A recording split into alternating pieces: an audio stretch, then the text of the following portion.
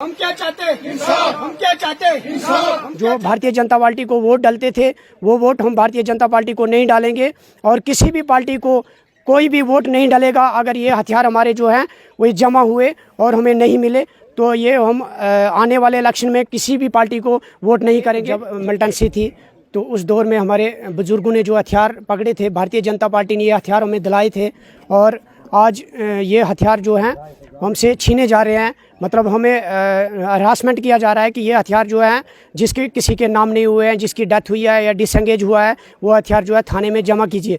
तो सर ये हमारे साथ सरोसर नाइंसाफी है। हम क्या चाहते हैं इंसाफ, हम क्या चाहते हैं इंसाफ, हम क्या चाहते हैं इंसाफ, हम क्या चाहते हैं इंसाफ, हम क्या चाहते हैं इंसाफ, हम क्या चाहते हैं इंसाफ, हम क्या चाहते हैं इंसाफ। जिंदाबाद अलजी साहब, जिंदाबाद मोदी साहब, जिंदाबाद। नमस्कार, जेके मीडिया देख रहे हैं आप।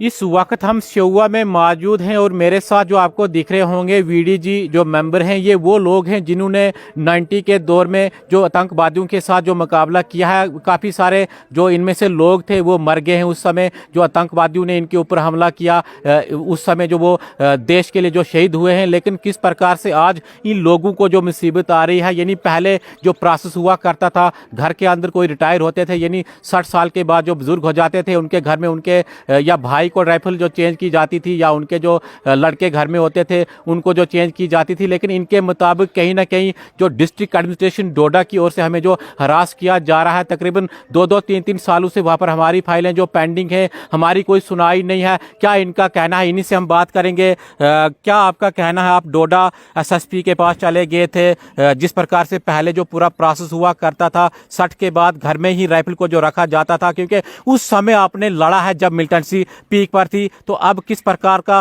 व्यवहार जो इस वक्त जो एडमिनिस्ट्रेशन की ओर से देखने को मिल रहा है? सबसे पहले मेरी तरफ से आप सबको नमस्कार और मैं आपके मीडियम के माध्यम से आपका शुक्रिया अदा करता हूं और अभी भारतीय जनता पार्टी एलजी साहब और मोदी साहब को ये अपील करता हूं कि हमारे जब मिलिटेंसी थी तो उस दौर में हमारे बुजुर्गों ने जो हथियार पकड़े थे भारतीय जनता पार्टी ने ये हथियार हमें दिलाए थे और आज ये हथियार जो हैं हमसे छीने जा रहे हैं। मतलब हमें हरासमेंट किया जा रहा है कि ये हथियार जो है जिसके किसी के नाम नहीं हुए हैं, जिसकी डेथ हुई है या डिसएंगेज हुआ है, वो हथियार जो है थाने में जमा कीजिए।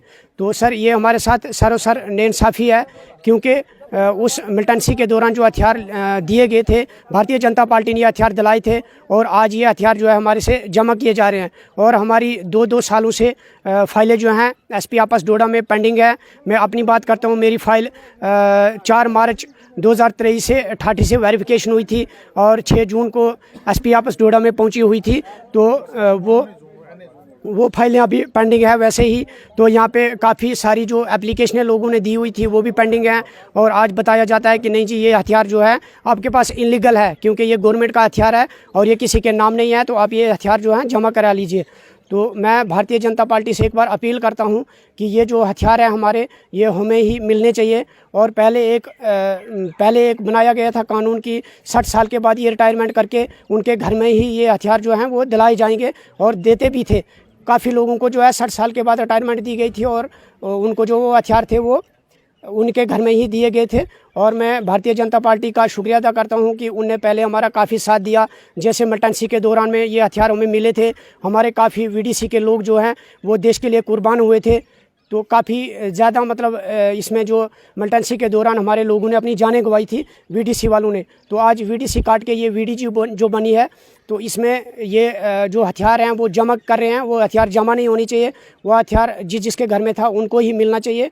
और मैं एक चीज़ और भी याद कराना चाहता हूँ भारतीय जनता पार्टी को कि जैसे आज तक हथियार देने से भारतीय जनता पार्टी ने हमारा जो साथ दिया है, वैसे ही इस बार भी कोड ऑफ कंडक्ट लगने से पहले ये जो हथियार है वो हमें मिलने चाहिए और हमें वो ऑर्डर मिलने चाहिए। वरना आज तक जैसे हमारे बुजुर्गों से जो भारतीय जनता पार्टी को वोट डालते थे वो वोट हम भारतीय जनता पार्टी को नहीं डालेंगे और किसी भी पार्टी को कोई भी वोट नहीं डालेगा अगर ये हथियार हमारे जो हैं वो जमा हुए और हमें नहीं मिले, तो ये हम आने वाले इलेक्शन में किसी भी पार्टी को वोट नहीं करेंगे। जय हिंद, जय भारत। चलो कुछ और भी है, इनसे बात करेंगे। जिस प्रकार से पहले वीडीसी जो हुआ करती थी, उसके बाद जो सरकार की ओर से फैसला आया कि वीडीजी इनको बनाया जाएगा, मजबूत किया जाएगा, क्या आपका कहना है इसको लेकर?